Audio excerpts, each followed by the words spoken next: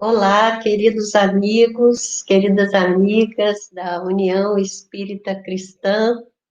Estamos mais uma vez juntos para o estudo doutrinário e nós queremos transmitir nossos votos de muita paz, nosso abraço a todos vocês, também aos amigos da rede Amigo Espírita, que está nessa parceria divulgando a doutrina espírita, que é o consolador prometido por Jesus nestes tempos tão difíceis de transição. É um alento nós encontrarmos essa possibilidade de conexão com as energias espirituais, a conexão entre nós mesmos, para reforçar a esperança em nossos corações de que tudo vai passar e novos tempos certamente chegarão. Que Jesus abençoe a todos, sejam muito bem-vindos. No momento agora, nós vamos examinar um tema interessante. É a sutil sabedoria das leis divinas. As leis divinas são as leis que regem toda a natureza. Todas as leis que existem são leis divinas, porque Deus é o autor de todas as coisas. Dizem os espíritos que os sábios do mundo estudam as leis naturais e os homens de bem estudam as leis morais. E todas as leis são leis criadas por Deus. E sendo Deus imutável e eterno, essas leis são também imutáveis e eternas e expressam a sublime sabedoria do Criador. E interessante que esse título insere um adjetivo, sutil. Sutil é aquilo que é fino, que é tênue, que é delgado. Isso significa dizer que a lei divina, ela não nos atropela, ela não se mostra, não nos confronta. Ela está presente, regendo tudo de uma maneira discreta. E muitas vezes o homem chega a acreditar que não há essa regência, exerce o seu livre arbítrio à revelia dessas leis e por isso sofre. Os espíritos afirmam que sofremos porque nos afastamos dessas leis. Então vamos indicar aqui, né, que nessa sutileza Deus comanda todas as coisas e a tudo coordena com a infinita misericórdia. E quem quiser saber detalhes mais especificamente, poderá recorrer ao Livro dos Espíritos, no seu capítulo terceiro, em que Kardec dialoga com os benfeitores espirituais sobre as leis que regem a vida. E tem ali 10 leis bem especificadas para que nós possamos entender o mecanismo e possamos também nos adequar as nossas ações à regência dessas leis. Então, hoje nós vamos falar dessa sutileza. E esse título não é nosso, nós pegamos emprestado de publicação de João Marcos. João Marcos é um pseudônimo. Por trás desse pseudônimo está Hermínio Corrêa de Miranda, o admirável companheiro e pesquisador lá do estado do Rio de Janeiro, que nos deixou recentemente. Ele retornou à espiritualidade, mas nos legou uma produção bibliográfica primorosa que vale a pena conhecer. Esse livro, em particular, chama Candeias na Noite Escura. É um título da Federação Espírita Brasileira e é um livro que reúne artigos do Hermínio publicados na revista Reformador. Então, a sutil sabedoria da lei divina. Nós nos movimentamos num mundo regido por leis precisas, por leis imutáveis, e não só leis físicas, e também são também leis morais. O comportamento moral do homem é avaliado e é definido para a elaboração das circunstâncias que marcam a sua experiência no processo de aprimorar-se em direção ao progresso. Então, essas leis, elas são precisas, mas como o título indica, elas não se fazem ostensivamente presentes. E há um mecanismo muito complexo na questão dos comportamentos, porque o ser humano, na visão da doutrina espírita, é um espírito encarnado. O espírito é a individualidade imortal que é criada simples e ignorante. Esse ser, na definição de Allan Kardec, o espírito é um ser duplo, é a alma revestida do seu perispírito. Então, o perispírito é um organismo que serve à evolução do espírito ao longo de todo o processo. A alma é criada simples e ignorante, mas é um foco de inteligência que atrai a si elementos do fluido cósmico universal, que é a energia primordial, que é tudo preenche, não existe o nada, e esta atração de elementos do fluido cósmico universal vai compor em torno da alma essa organização chamada por Kardec perispírito, que é imortal. O perispírito, ele tem a propriedade de se aprimorar ao longo do processo evolutivo da alma, mas ele não morre. Quando vai acontecer a encarnação do espírito, esse organismo se liga ao corpo físico que se forma no ventre materno pela união do espermatozoide e do óvulo, compõe-se ali, então, uma tríade, porque o corpo físico é a aparência externa que vai transitar do berço ao túmulo nesse processo de aprendizado. Cada etapa define um programa que essa criatura vai realizar. E esse programa é planejado antes da encarnação. Então, a lei divina funciona desta maneira, e nesse ponto que nós vemos como ela é sábia. Porque se nós olharmos o panorama da vida sem esse entendimento, não nos parecerá que a divindade é justa, porque quando olhamos o panorama no cenário humano, nós vamos ver situações muito díspares. Nós vamos ver seres que têm uma situação privilegiada, seres que nascem saudáveis, seres que ao longo da vida não têm que lutar para sobreviver. Nós vamos ver que muitas pessoas, muitos seres encarnados vivem até com luxo desmedido, e nós vamos ver seres abraços com miséria, com doença, com limitação, às vezes desde o berço, tendo uma existência inteira sem condições de prover até a própria subsistência, por exemplo, as pessoas que nascem portando deficiências.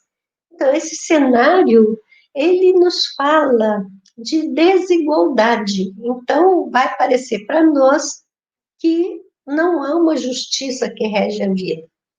Então, o entendimento que o Espiritismo nos traz corrige essa percepção quando nos informa que a alma, ela tem uma vida e muitas existências. A vida da alma, ela inicia quando ela é criada por Deus e não terminará nunca. A alma é imortal.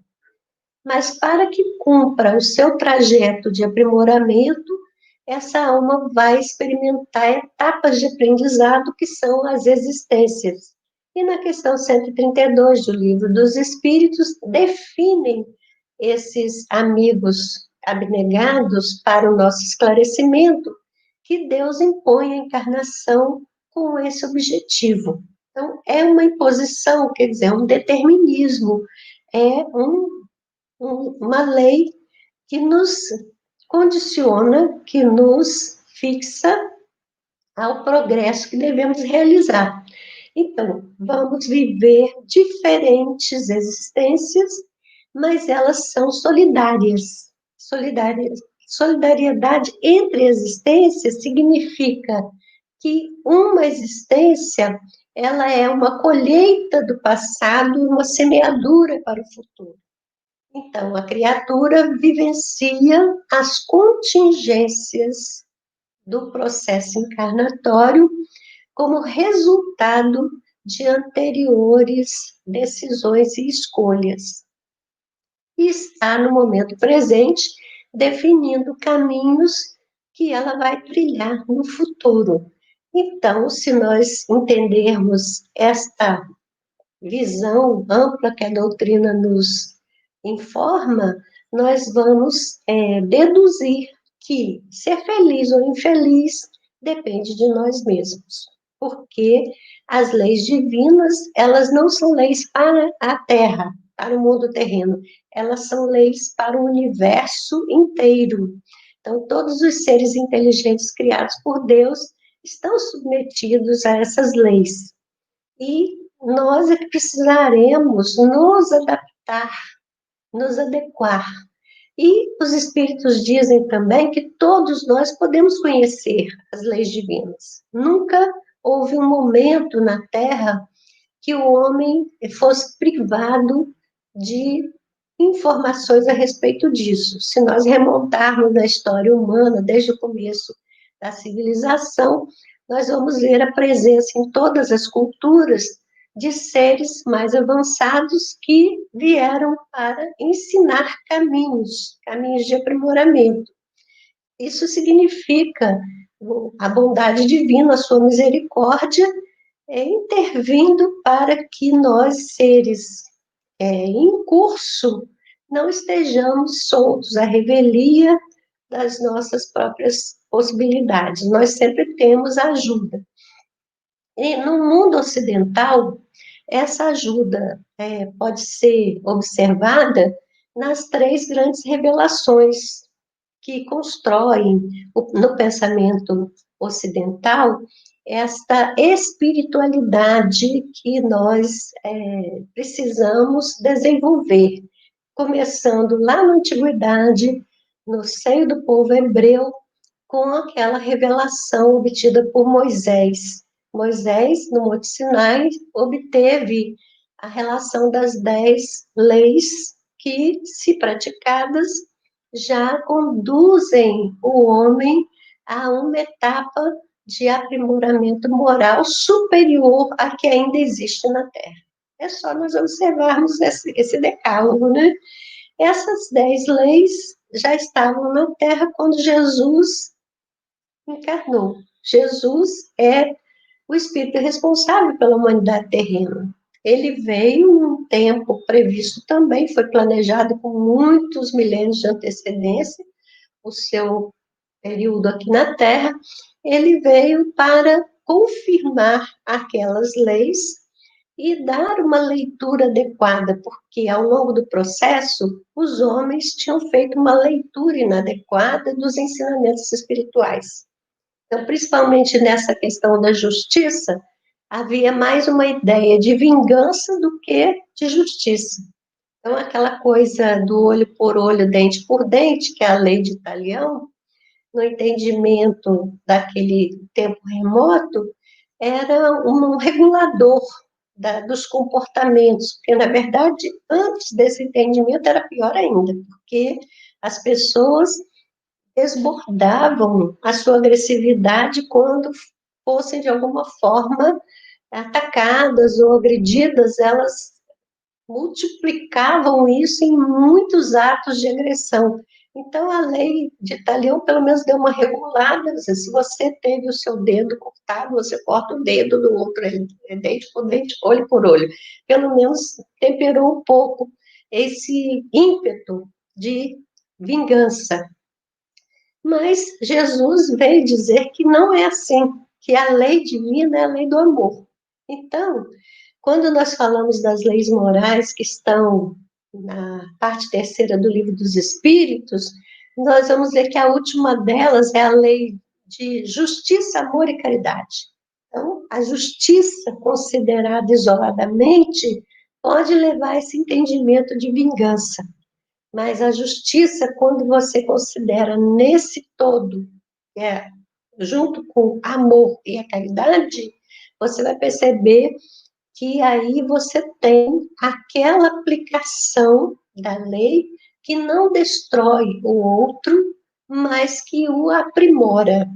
Então, é assim que funciona a lei divina, por isso que ela é sutil, por isso que ela não nos agride. E é a criatura que precisa olhar com uma cuidade o processo e se ajustar dentro desse caminho, porque essas leis, na questão 621, essa informação está bem clara, elas estão inscritas na nossa própria consciência. Então, o que é isso da consciência? É muito difícil para os benfeitores espirituais falar de conteúdos da realidade espiritual, desse mundo ampliado, com a nossa linguagem, que é limitada à experiência imediata no mundo material. Mas eles dizem que a consciência é um pensamento íntimo, como todos os pensamentos do homem, são pensamentos íntimos. Então, nós podemos entender nessa visão do homem que a doutrina nos ajuda a perceber que essa individualidade imortal, a alma, é uma inteligência. E essa inteligência tem em si mesma impressa essa lei. Então, a consciência desse ser espiritual já contém as leis divinas. Quando esta alma encarna, ela vai constituir uma personalidade transitória. Essa personalidade transitória, ela vai ser moldada dentro do entendimento cultural da sociedade em que ela renasceu. Isso faz parte do seu planejamento. Então, as sociedades humanas, elas ainda não funcionam de acordo com a lei divina. As leis humanas, elas estão se aprimorando e hoje em dia já temos código de lei muito mais aprimorados do que os antigos. Mas aí nós observamos o seguinte: as leis estão nos papéis, mas elas não estão na prática da vivência da sociedade. E por isso o homem, quando ele se desenvolve desde o berço, no caminho desse aprendizado, ele vai sendo moldado pela influência dos adultos que estão compondo essa coletividade, principalmente os primeiros instrutores desse ser são os seus pais ou aqueles que assumem a posição de pais. E eles vão transferir o conhecimento que eles conseguiram adquirir dentro do limite em que eles funcionam. Então, o que vai acontecer? A alma tem na sua consciência profunda as leis divinas. Elas estão na nossa consciência de seres imortais. Mas, quando constituímos uma personalidade que transita no mundo, essa pessoa, ela vai ter consciência desse momento. Essa consciência temporária da persona, ela não expressa todo o conteúdo que essa alma já adquiriu em termos de desenvolvimento. Por quê? Porque cada etapa de aprendizado tem uma baliza ali do que é possível avançar, mas com certeza estas movimentações da alma, elas vão se fazer de dentro para fora. De fora para dentro vem a intervenção do processo educativo, da influência das pessoas com quem você convive. E nesse combinado constitui-se uma personalidade que vai agir e reagir, muitas vezes apenas fundamentada nesta consciência periférica. A pessoa entende a si mesmo como essa pessoa, essa personalidade, e não faz um mergulho interior para acessar a si mesmo como individualidade imortal e perceber que as leis divinas que estão escritas em sua consciência profunda, muitas vezes se chocam com a atitude da personalidade transitória. Esse conflito interno, ele se externa muitas vezes em processos patológicos, processos de enfermidades, processos de conflitos com os circunstantes, e isso nos infelicita. Por isso que os Espíritos disseram que o homem só é infeliz porque se afasta das leis divinas.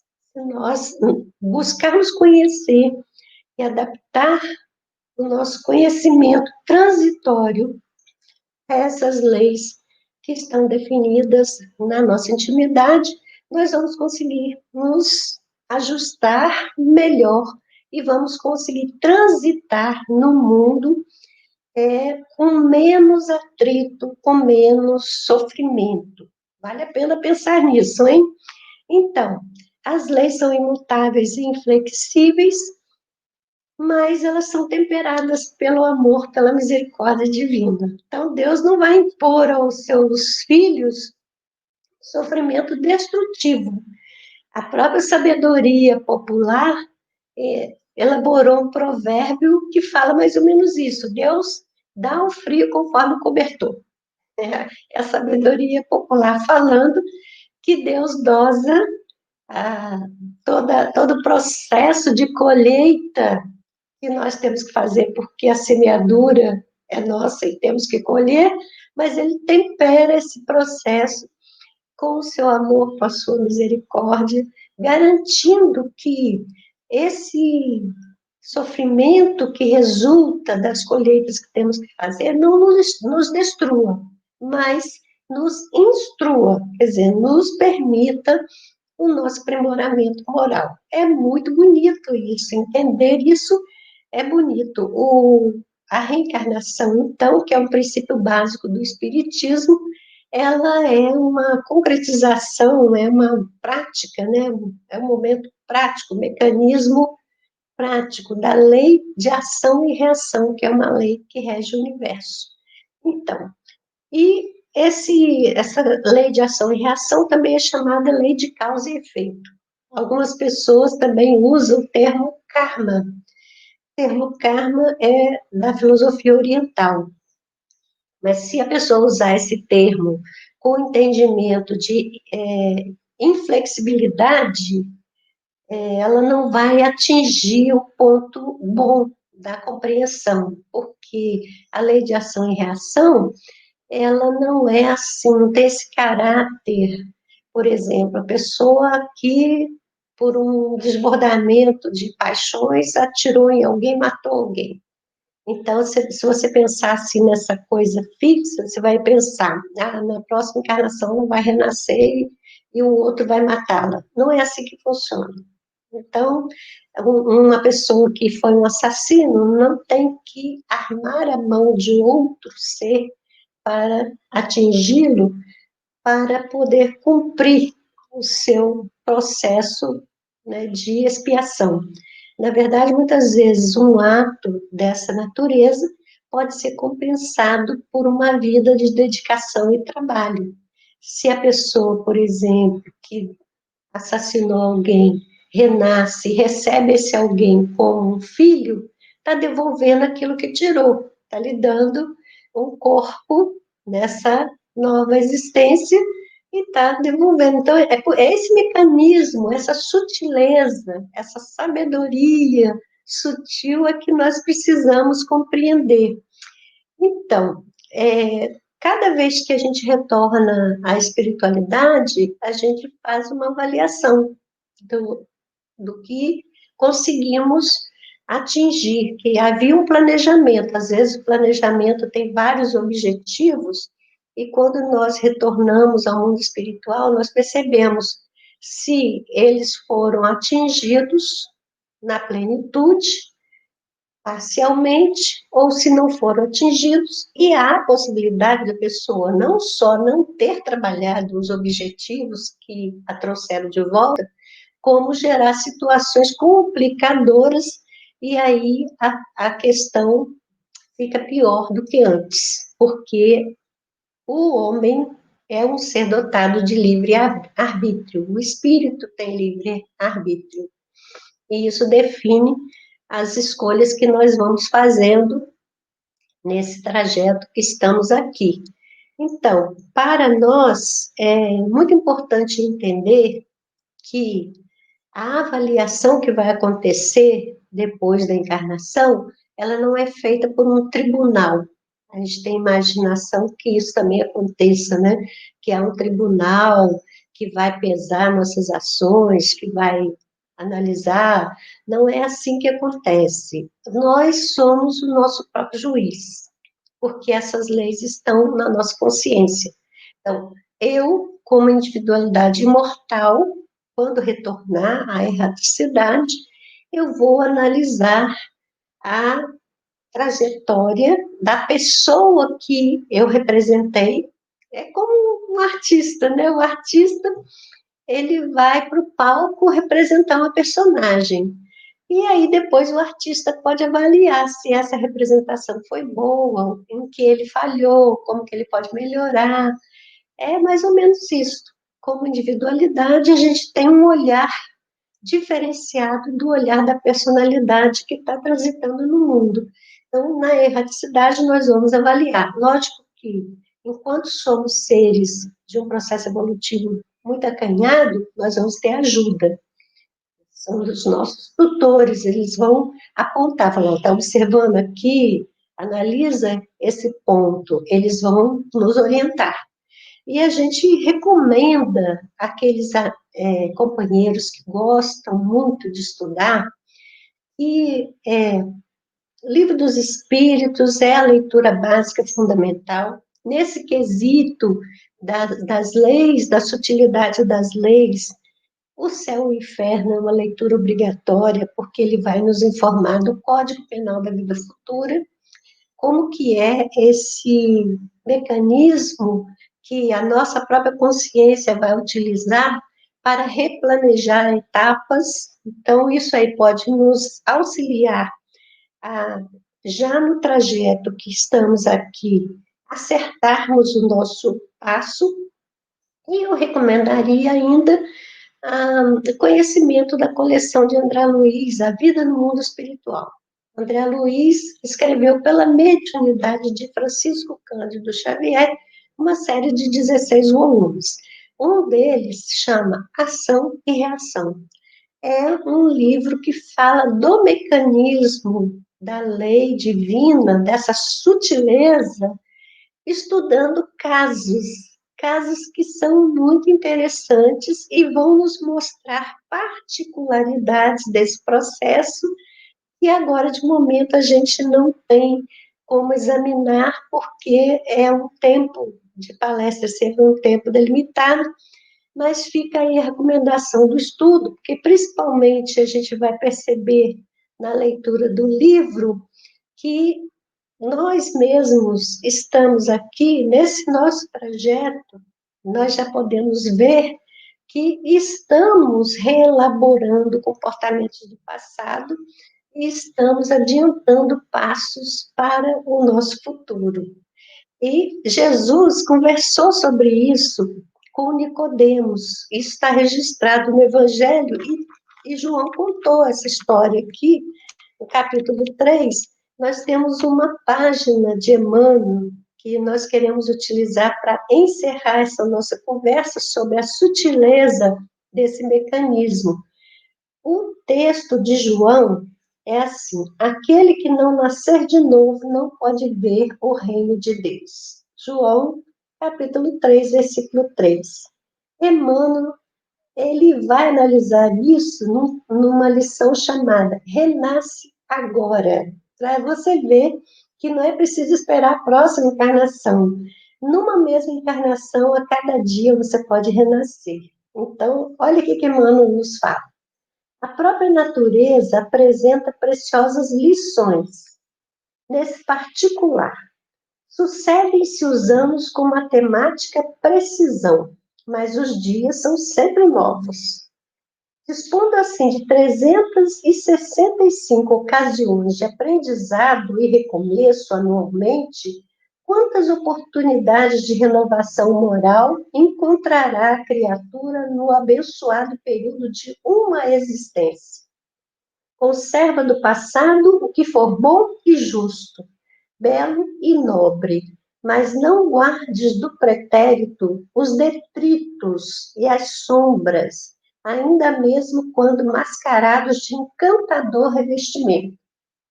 Faze por ti mesmo, nos domínios da tua iniciativa, pela aplicação da fraternidade real, o trabalho que a tua negligência atirará fatalmente sobre os ombros dos teus benfeitores e amigos espirituais. Cada hora que surge pode ser portadora de reajustamento. Se é possível, não deixes para depois os laços de amor e paz que podes criar agora, em substituição às pesadas algemas do desafeto. Não é fácil quebrar antigos preconceitos do mundo ou desenovelar o coração a favor daqueles que nos ferem.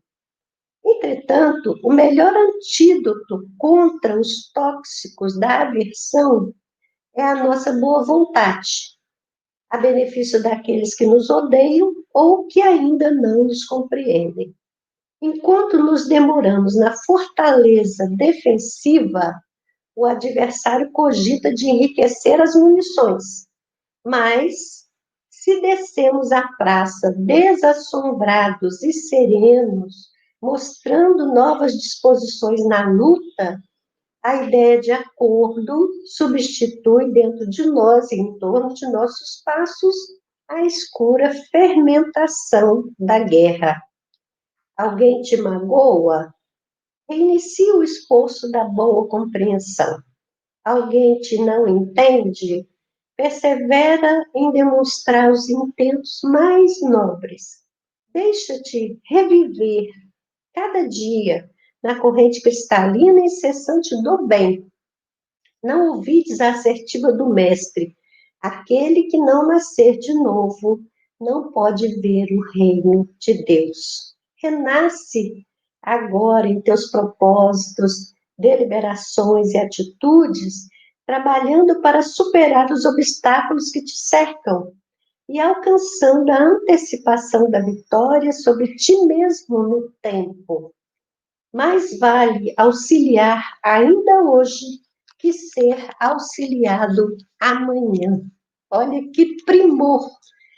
Fonte viva, psicografia de Francisco Cândido Xavier, Emmanuel, é esse mentor lúcido, iluminado, que nos instrui continuamente através dessas análises dos versículos do Evangelho de Jesus.